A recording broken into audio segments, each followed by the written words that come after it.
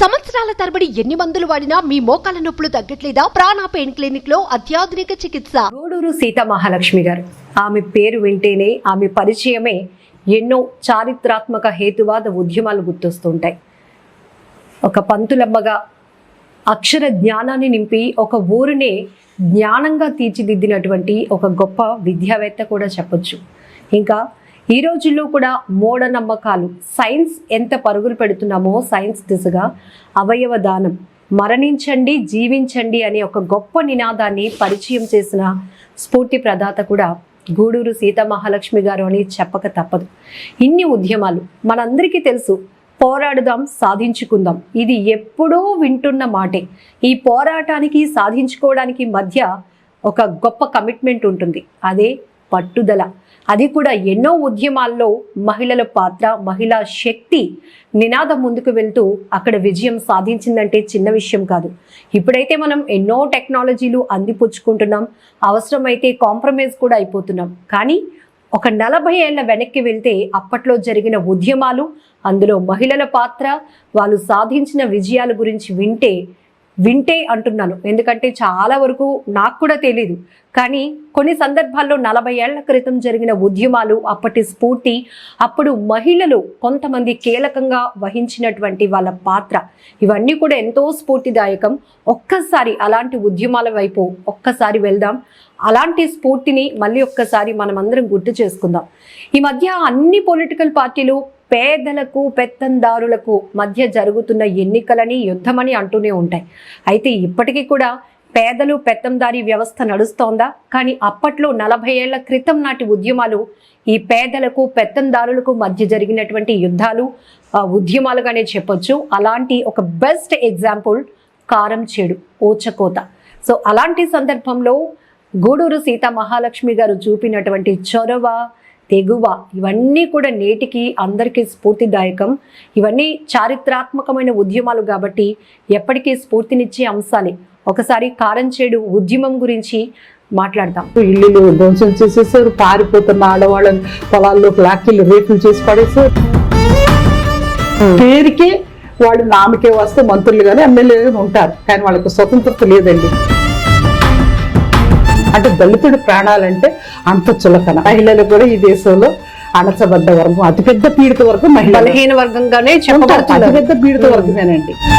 Rate కట్టి ఒక దుర్మార్గమైన వ్యవస్థలో మనం బతుకుతున్నాం. అమ్మా నమస్తే. మీ గురించి ఎంత చెప్పినా చాలా తక్కువే అవుతుంది. ఇంకా మోర్ బాగా ఎక్స్ప్లెయిన్ కూడా నేను చేయలేకపోయి ఉండొచ్చు మేబీ. కానీ మనం అందరం వింటూనే ఉంటాం. ఇప్పటికీ ఎంత టెక్నాలజీ పెరిగినా పోరాడదాం, సాధించుకుందాం, ఈ మధ్య చాలా నడుస్తుంది. దాన్నే పోరాటం అంటారు, నిరసనలు అంటారు, ఉద్యమాలు అంటారు. కానీ అందులో పట్టుదల మిస్ అవుతుంది. కొన్ని చోట్ల సాధించుకునే వరకు కూడా ప్రాణాలు తెగించేటంత వరకు నడుస్తూనే ఉండే ఉద్యమాలు ఇప్పుడు కాంప్రమైజ్ అయిపోతున్నాయి కొన్ని చోట్ల. కారం చేడు గురించి ఒక్కసారి చెప్పండి అమ్మా. నిజంగా భారతదేశ చరిత్రలోనే ఒక నిక్కార్స్ అయిన ఒక ఆత్మగౌరవ ఉద్యమానికి కేర్ ఆఫ్ అడ్రస్ కారంచేడునమ్మ. ఎందుకంటే కారంచేడులో నరమేధమే జరిగిపోయింది. ఒక ఆధిపత్య కులాల వాళ్ళు తలెత్తుకు బతుకుతున్నారని చెప్పేసి దళిత కులాలనే, మాదిగ కులం మనం స్పష్టంగా చెప్పుకోవాలంటే దాడి చేశారు. ఎట్లాంటి దాడి అండి అది? ఒక మనిషి ఇంకొక మనిషిని వెంటాడి చంపాడు. మనం ఆటవిగలో ఒక జంతువు ఇంకొక జంతువుని వేటాడి చంపేది చూసాం. అలాగే క్రూరత్వం అనమాట. ఈటలు పట్టుకుని, సరుగుడు బాధలు పట్టుకుని, గండ్రగొడ్డలు పట్టుకుని, కత్తులు కటార్లు పట్టుకుని మనుషులు ప్రాణభయంతో బీతిల్లి ఊరు వదిలి వాడ వదిలి పరుగులు పెడుతుంటే పొలాలంట, అయినా సరే కనికరం లేకుండా వేటాడి చంపేస్తున్న దురంతం, ఆటవిక దురంతం, ఆ నరమేధం చరిత్రలో ఒక మాయన మచ్చగా మిగిలిపోయింది. మనుషులు ఇంత క్రూరంగా ఉంటారా? ఇంత కౌర్యంగా ఉంటారా? ఇలా వెంటాడి చంపేస్తారా? బలహీనుల్ని చంపేయటం అనేది చరిత్రలో చూస్తూనే వచ్చామండి. ఇప్పుడు మీరు ఇందాక ఒక మంచి మాట అన్నారు, పెత్తందారులకి పేదలకి. నిజంగా అప్పుడు ఇప్పుడు ఎప్పుడు కూడా చరిత్ర మారలేదండి. రూపం మారుతుంది కానీ సారం అదొక్కటే. బలవంతుడు ఎప్పుడు బలహీనుడిని అణిచిపెట్టే ఉంచుతున్నాడు. ఆధిపత్య కులం వాడు కింద కులాల వాళ్ళని అధికారానికి, సంపదకి, భూమికి, చదువుకి దూరం చేసి పెత్తనం చేస్తూనే వచ్చాడు. ఆ పెత్తనం ఇంకా కొనసాగుతూనే ఉంది. ఇవాళ రాజకీయాలు చూసినా అదే, అప్పుడు ఇప్పుడు కూడా ఆ కుల పోరాటాలు, అది కుల పోరాటం కింద చిత్రీకరించారు కానీ పేదలు ధనవంతుడి మీద లేదా పెత్తందారి మీద తిరగబడ్డ చరిత్ర ఎక్కడ లేదు మనకి. మీరు చెప్తున్నారు కారంచేడులో ఒక నరమేధం జరిగింది. సో అదొక మానవ వేట, ఒక మృగాల వేటగా జరిగింది. ఎందుకమ్మా అప్పట్లో ఏం జరిగింది అసలు? చెప్పాను కదమ్మా, ఆత్మగౌరవం కోసం తలెత్తకూడదు. ఎందుకంటే వాళ్ళ చెప్పు కింద పడి ఉండాలి, ఒక చెప్పులాగా పడి ఉండాలి పేద వర్గాలు, అంటే దళితులు, నిజం చెప్పాలంటే అస్పృశ్యులు, అంటరాని వాళ్ళు. తరతరాలుగా 2000 సంవత్సరాల నుంచి ఈ దేశంలో 85% ఉన్న ఎస్సీస్ అంటున్నాం, అప్పుడు లేదు బీసీస్ అంటున్నాం, ముస్లింలు అంటున్నాం, మైనార్టీలు అంటున్నాం, మహిళలు అంటున్నాం. మహిళలు కూడా ఈ దేశంలో అణచబడ్డ వర్గం, అతిపెద్ద పీడిత వర్గం మహిళ, బలహీన వర్గంగానే చెప్పబడుతుంది, అతిపెద్ద పీడిత వర్గమేనండి. ఇక పెత్తందారి కులాలుగా ఉన్న 15% మంది కూడా లేని ఆధిపత్య కులాల వాళ్ళు మొత్తంగా సంపదని, అధికారాన్ని, ఆధిపత్యాన్ని చేతులు పెట్టుకున్నారు. వీళ్ళ నుంచి ఎవరైనా తలెత్తితే, తిరుగుబాటు చేస్తే నరమేధం సృష్టించడానికి తెగబడుతున్నారు. అలా తెగబడ్డారు కాబట్టి మనకు బెల్జీ కానీ, కెలోన్మేణి కానీ, పదిరికుప్పం కానీ, కంబాలహల్లి కానీ, కారంచేడు కానీ, నిన్నటి లక్ష్మీపేట కానీ, ఈ చరిత్రలు ఇవన్నీ కూడా ఎక్కడ తలెత్తి ఆ దళితుల ఆత్మగౌరవంతో నిలబడితే అక్కడ పాశవికంగా దాడులు చేశారు. హక్కుల కోసం నిలబడ్డ వాళ్ళని, హక్కులు అడుగుతున్నందుకు, న్యాయం అడుగుతున్నందుకు చంపేయటమే పరిష్కారంగా పెత్తందారి వర్గం, ఆధిపత్య కులాల వాళ్ళు చేస్తూ వచ్చారు. కారంచేడులో అదే జరిగింది. సువార్తమ్మ అనే ఆమె బిందె పట్టుకుని నీళ్ళకి వెళ్ళిందండి ఆ చెరువు దగ్గరికి. మాదిగిపల్లికి ఒక మంచినీటి చెరువు ఉంది. ఎందుకంటే మాలలు మాదిగులు అంటరాని వాళ్ళు కాబట్టి వాళ్ళ చెరువు నీళ్లు వాళ్ళే తాగాలి. ఊళ్ళో చెరువు ఉంటుందండి పెద్ద కులాల వాళ్ళకి, ఆ చెరువులో వెళ్ళి నీళ్లు తెచ్చుకోవడానికి లేదు, వీళ్ళు ఈ చెరువులోనే తాగాలి. కానీ వీళ్ళు తాగే నీటి చెరువులో పెద్ద కులాల వాళ్ళు, ఆ భూస్వామి కులాల వాళ్ళు గేదెలను దింపి గేదెలు కడుగుతున్నారండి అక్కడ. ఆ కుర్రాడు పేరు రాయనుడు ప్రసాద్, ఆ గేదెలు కడుగుతున్నాడు అక్కడ దింపి. ఈమె నీళ్ళకి వెళ్ళింది. అదేంటయ్యా, మేము తాగే నీళ్లు కదా అవి, నువ్వు పశువులు కడుగుతున్నావేంటి ఇక్కడ? ఆ కుడితి పెట్టి మళ్ళీ ఆ కుడితి నీళ్ళు ఎంగిలి మళ్ళీ అందులో పాడేస్తున్నావు, మేము తాగొద్దా ఈ నీళ్లు, మేము మనుషులుగా కూడా కనపట్లేదు, అంత హీనంగా కనిపిస్తున్నావా అని ఆవిడ ప్రశ్నించడం నేరం అయిపోయిందండి. వెంటనే కవిశిఖర తీసి, నువ్వు నన్ను, ఆ అమ్మాయిని కొడతాడండి. కొట్టడానికి కవిశిఖర తీసి కొట్టబోయాడు. ఆవిడ అడ్డుకుంది, తన చేతిలో ఉన్న బిందుతో అడ్డుకుని అతన్ని తోసింది. అది చాలా అవమానంగా ఫీల్ అయ్యాడు. ఆఫ్టర్ ఒక ఆడది అబల, అందులో దళిత మహిళ కొడుతుందా. వెంటనే ఊళ్ళోకి వెళ్ళాడు. ఎట్లాగా వాళ్ళకి అసలు పొగర బలిసిపోయింది, ఇట్లా చేశారు అట్లా చేశారని వాడు జరిగిందంతా చెల్లెల పల్లవి చెప్పడం. వాళ్ళంతా భూస్వామ్యం, కమ్మ భూస్వాములందరూ కూర్చోవడం, మాట్లాడటం, వీళ్ళకి ఇంత పొగరు ఉంది కాబట్టి దాన్ని మనం అణిచేయాలి అని ఆ రాత్రి అన్ని గ్రామాల్లో ఉన్న వాళ్ళ వర్గం ప్రజలను, అంటే ఒక దళిత మహిళ ఆత్మగౌరవాన్ని చూపించటం అక్కడ పొగరుగా చిత్రీకరించబడింది. ఆత్మాభిమానం ఉండకూడదు ఇక్కడ, ఆత్మగౌరవం ఉండకూడదు. వాళ్ళు కొడితే పడాలి, అంతే తనాలి, చంపిస్తే చంపేయాలి, రేపు చేయబడితే రేపు చేయించుకోవాలి. ఇదే కదా అక్కడ దాకా ఉన్న న్యాయం అది.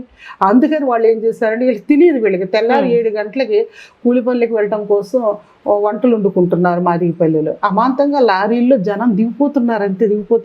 చుట్టుపక్కల వాళ్ళందరినీ కౌలు పెట్టుకున్నారు, వచ్చేసారు.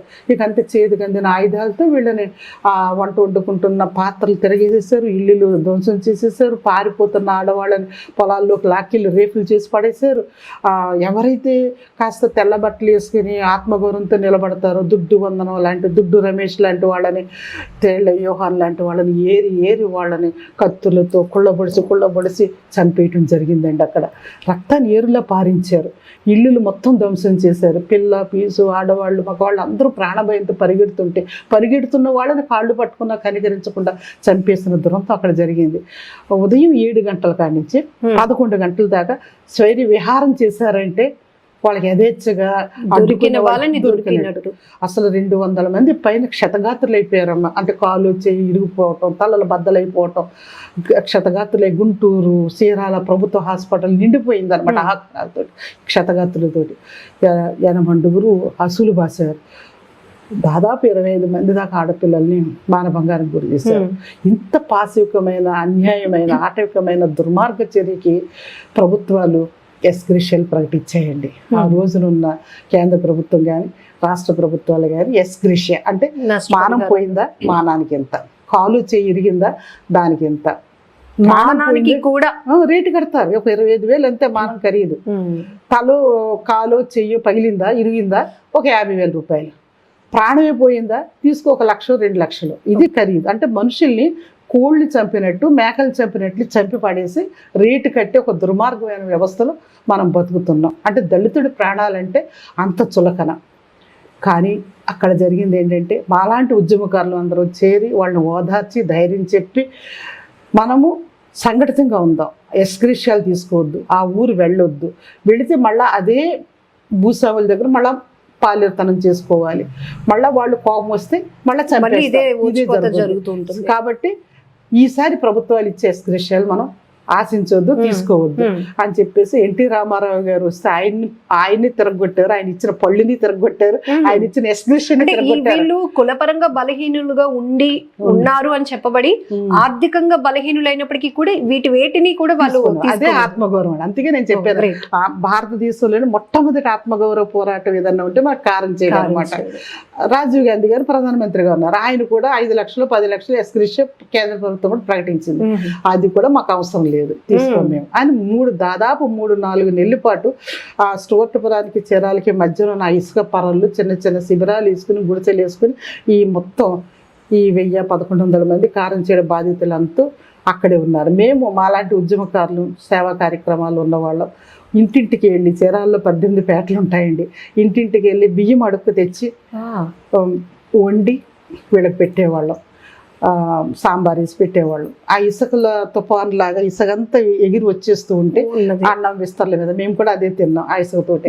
కానీ ఆ రోజు వీళ్ళ ఆత్మగౌరవ పోరాటాన్ని వీళ్ళు నిలబడ్డ తీరికి భారతదేశం మొట్టమొదటిసారి అచ్చరిపోయిందండి. మానవతావాదులు, ఉద్యమకారులు, సామాజికవేత్తలు, మేధావి వర్గం మద్దతు ప్రకటించారండి. శభాష్, ఇట్లా ఉండాలి, ఇది ఆత్మగౌరవం. అంటే దేశ స్వాతంత్ర్యం కోసం జరిగిన ఉద్యమాలతో పోల్చుకుంటే ఇక్కడ మనుషుల స్వేచ్ఛ కోసం జరిగినటువంటి గొప్ప ఉద్యమం కారం చేయడం. నిజంగానండి, ఎంత అన్యాయం అండి ఇది. చంపేస్తే మేము చంపబడాలా, రేపు చేస్తే రేపు చేయించుకోవాలా, కాళ్ళు ఎరగొడితే అలా పడి ఉండాలి. ఇన్నాళ్ళు అదే జరిగింది కదా. మూతికి ముంత కట్టి మొలకు తాటాకు కట్టి ఈదుల్లో నడవనివ్వకుండా, గుళ్ళోకి రానివ్వకుండా, బళ్ళోకి రానివ్వకుండా, మళ్ళీ చదువుకోనివ్వకుండా ఎంత అన్యాయం చేశారు ఇక్కడ అగ్ర కులాల వాళ్ళు, ఆధిపత్య కులాల వాళ్ళు. అంబేద్కర్ అనుభవించాడు స్పృశతని. మహాత్మా జ్యోతిరావు పూలే, సావిత్రిబాయి పూలే రాకపోతే ఈ ఆడవాళ్ళకి, అట్టడుగు వర్గాల వాళ్ళకి చదువు భిక్ష ఎప్పటికి కూడా వచ్చి ఉండేది కాదు. మాలాంటి వాళ్ళు అంతా చదువుకున్నామంటే, మీలాంటి వాళ్ళంతా ఇలా నిలబడి సాధికారత సాధించారంటే కేవలం వాళ్ళు పెట్టిన అక్షర భిక్ష. అప్పటిదాకా మనకు అమ్మ సావిత్రిబాయి పూలే లేనంత వరకు ఆడవాళ్ళకు చదువు నిషిద్ధం, ఇక్కడ దళితులకు చదువు నిషిద్ధం. కాబట్టి ఇవన్నీ మార్పులు రావటానికి కారణం అంబేద్కర్కి ముందు సావిత్రిబాయి పూలే, జ్యోతిరావు పూలే, ఈ అంబేద్కర్ వీళ్ళందరూ హక్కులు సాధించారు. అప్పటికే మీరు చాలా హేతువాద ఉద్యమాలు నడిపించారు.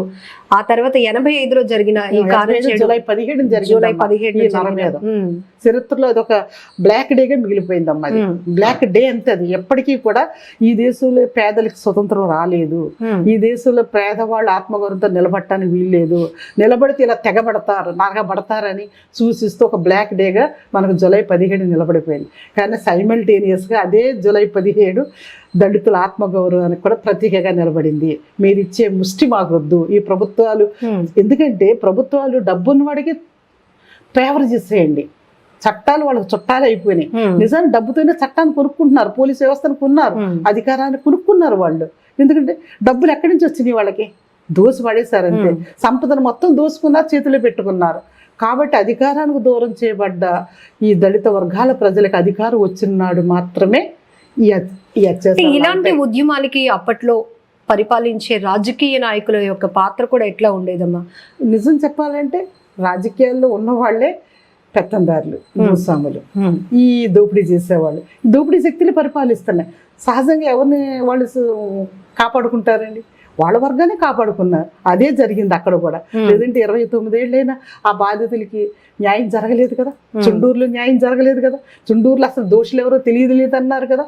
చుండూరులో రెడ్లు నరమేదని తెగబడ్డారు, కారంచేడులో కమ్మవాళ్ళు నరమేదానికి తెగబడ్డారు. ఎక్కడ చూసినా మీరు బెల్జీ చూడండి, కిలోన్మేడి చూడండి, పదిరిగొప్పని చూడండి, కంచిగాల కోటేషన్ సజీవ దహనం చేశాడు, చిన్న చూపు దొంగతనం చేశాడని చెప్పి ఇలాంటి దురంతాలు దుర్మార్గాలు తెగబడితే వాళ్ళకి న్యాయం జరిగిందా? బాధితులకి ఎక్కడైనా శిక్ష పడిందా? ఏ కోర్టు వాళ్ళకి న్యాయం చెప్పలేదు. నేటి సామాజిక స్పృహ కలిగిన ప్రతి అంశం పైన మీరు చాలా యాక్టివ్గా ఉంటారు. పరిస్థితులు మారాయి అంటారా? కులాల మధ్య గాని రాజకీయాల పరంగా లేదు, మారలేదమ్మా. నేను చెప్పాను కదా మొదట, రూపం మారుతుంది అంతే, సారం మారట్లేదు. కాన్షీరామ్ గారు ఒక మాట అంటాడు అనమాట, మీకు రిజర్వేషన్స్ ఉన్నాయి కదా, ఎమ్మెల్యే సీట్లు, ఎంపీ సీట్లు వస్తున్నాయి, మంత్రి పదవులు వస్తున్నాయి దళిత కులాల వాళ్ళకు కూడా. బాబాసాహెబ్ అంబేద్కర్ వల్ల రాజకీయ రిజర్వేషన్లు ఉన్నాయి కాబట్టి 15% రిజర్వేషన్స్ అనుభవిస్తున్నారు కాబట్టి. కానీ పార్టీ ఎవరి చేతిలో ఉందండి? పగ్గాలు ఎవరి చేతిలో ఉంటున్నాయండి? అధికారం ఎవరి చేతిలో ఉంటుందండి? ఆ పార్టీని నడిపించే అధినాయకుడి చేతిలో ఉంటాయి. ఆయన కూర్చోమంటే కూర్చోవాలి, దళిత ఎమ్మెల్యేలైనా, ఎంపీలైనా, మినిస్టర్లైనా నిలబడమంటే నిలబడాలి. పేరుకే వాళ్ళు నామకే వస్తే మంత్రులు కానీ ఎమ్మెల్యేలు ఉంటారు, కానీ వాళ్ళకి స్వతంత్రత లేదండి. రాజకీయ బానిసత్వం, రోలర్స్ గా ఇంకా మారలేదంటారు. సించాగిరి ఆయన అంటారు ఒక మంచి మాట, వీళ్ళంతా సించాగిరి చేస్తూ ఉంటారు, వాళ్ళకని పెద్ద పార్లర్లా బతుకుతారు అనమాట. హోమ్ మినిస్టర్ ఇవ్వచ్చు, కానీ ఆ మహిళకు హోమ్ మినిస్టర్ ఇవ్వచ్చు. ఎక్కడైనా వాడు స్వతంత్రంగా వ్యవహరించిన దాఖలాలు మనకు ఎక్కడైనా కనపడ్డాయా? పదవులు ఇచ్చినా ఆ పదవులను ఉపయోగించుకున్న చరిత్ర మనకు కనిపిస్తుందా? లేదు. కాబట్టి మైనార్టీగా ఉన్న ఆధిపత్య కులాలు వాళ్ళు 15% ఉన్నారే, వాళ్ళు గద్దె దిగాలి. వాళ్ళు అధికారాన్ని అంటిపెట్టుకుని ఉన్నారు. ఆ అధికారం నుంచి వాళ్ళని గద్దె దించున్నాడు. ఈ 85% ఉన్న ఈ పేదలు, శ్రామికులు, ఉత్పత్తి కులాల వాళ్ళు, అన్నం పెడుతున్న వాళ్ళు, ఈ శ్రమని తమ శ్రమ ద్వారా సంపదను పెంచి దేశ పునర్వికాసానికి ఈ రాళ్ళెత్తిన 80% మంది కూలీలు ఎవరైతే ఉన్నారో వీళ్ళు రూరల్స్ కావాలండి. పాలితులుగా మిగిలిపోయిన వాళ్ళు, పీడితులుగా ఉన్న వాళ్ళు పాలకులు అయినప్పుడు మాత్రమే వ్యవస్థ సరిగా ఉంటుంది. ప్రజాస్వామ్యం నిజంగా పరిడవిల్లుతుంది, న్యాయం అందరికీ అందుతుంది. లేదంటే వాడు చెప్పిందే న్యాయం, వాడు చెప్పిందే నీతి, వాడు పెత్తందారుడు ఏది చేస్తే అదే చెల్లుబాటు అయింది. ప్రజా ఉద్యమాల కన్నా మహిళా ఉద్యమాలకి ఎక్కువగా ప్రభుత్వాలు దిగొచ్చే సందర్భాలు ఉంటాయా? ఇది కారణం చేయడం దీనికి తార్కాణం అండి. ఎందుకంటే ఇంటి లక్షలాది జనం చెలో చీరాల, చెలో హైదరాబాద్, చెలో విజయవాడ అంటే ఇలా లక్షలాది జనం తరలి వెళ్ళి ఆందోళన చేసి, నిరసన చేసి, బహిరంగ సభలు పెట్టుకుని ఎంత వెలుగెత్తి చాటి అరిసినా, మాట్లాడిన దిగిరాని ప్రభుత్వాలు ఆలాపేశాడని అక్టోబర్ 27వ తారీఖున ఒక 600 మంది మహిళలు వెళ్ళి ఎన్టీ రామారావు గారి ఇంటిని ముట్టడిచ్చినప్పుడు, దిగ్బంధనం చేసినప్పుడు సీఎంను బయటకు రప్పించి, యూ వాంట్ జస్టిస్, ముఖ్యమంత్రి నువ్వు న్యాయం చెప్పాలి, 300 మైళ్ళ నుంచి మేము ఇక్కడికి నడిచి వచ్చాం, నువ్వు 10 అడుగులు బయటకు వచ్చి మాకు న్యాయం చెప్పలేదా? ఓట్ల కోసం ఆ రోజు నువ్వు నా చెల్లి, నా తల్లి, నా సోదరు అంటూ మా ఇళ్ళకు వచ్చావు, ఈరోజు అదే అన్న దగ్గరికి మేము న్యాయం కోసం వచ్చాం, ఇళ్ళు పోయాయి, భర్తలు పోగొట్టుకున్నాం, బిడ్డలు పోగొట్టుకున్నాం, కొంపగోడి మాన ప్రాణాలు పోయి నీ ఇంటి ముందు కూర్చున్నాం, నీవు న్యాయం చెప్పవు అని చెప్పేసి ఆడవాళ్ళు అరుస్తుంటే అంత పెద్ద ముఖ్యమంత్రి దిగిరాక తప్పలేదు, ఆయన బయటికి రాక తప్పలేదండి. దిగి వచ్చిన రామారావు పట్టు సాధించిన మహిళలని చెప్పేసి ఆనాటి తెల్లారి అక్టోబర్ 28వ తారీఖు పతాక శీర్షికలో పేపర్లు రాశాయండి. BBC ఫస్ట్ టైం వార్తలు, ఎందుకంటే ఇన్ని ఛానల్స్, టీవీలు ఏవి లేవండి, ఓన్లీ BBC దాన్ని టెలికాస్ట్ చేయడం జరిగింది. ఒక రాష్ట్ర ప్రభుత్వాన్ని మెడలు దించిన అని చెప్పేసి BBC ఇచ్చింది. ఆ మూమెంట్ కి నాయకత్వం వహించడం అనేది, ఒక చారిత్రక బాధ్యతని స్వీకరించడం అనేది నా జీవితంలో ఎప్పటికీ ఒక మర్చిపోలేని ఒక మైలురాయి. Great moment. అలా 40 ఏళ్ల క్రితానికి తీసుకెళ్లి కారం చెడు లాంటి ఒక ఓచకోతకు సంబంధించిన ఉద్యమంలో మహిళలు ఆ రోజు ఎలాంటి పోరాట పటిమ చూపించారో చెప్తూనే, అప్పుడు జరిగినటువంటి ఆ యుద్ధం కావచ్చు, ఆ ఓచకోత కారణం పేదలకు, పెత్తందారులకు మధ్య జరిగిన ఉద్యమం. అది ఇప్పటికీ ఈనాటి పరిస్థితులకి కూడా ఆపాదిస్తూ, ఇప్పటికీ ఆ పరిస్థితులు రాలేదు మార్పు అనేది చెప్తూనే చాలా గొప్ప విషయాన్ని మనకి షేర్ చేసిన గూడూరు సీత మహాలక్ష్మి గారికి మీ అందరి తరఫున కూడా మరొకసారి థ్యాంక్ యూ సో మచ్. నమస్తే.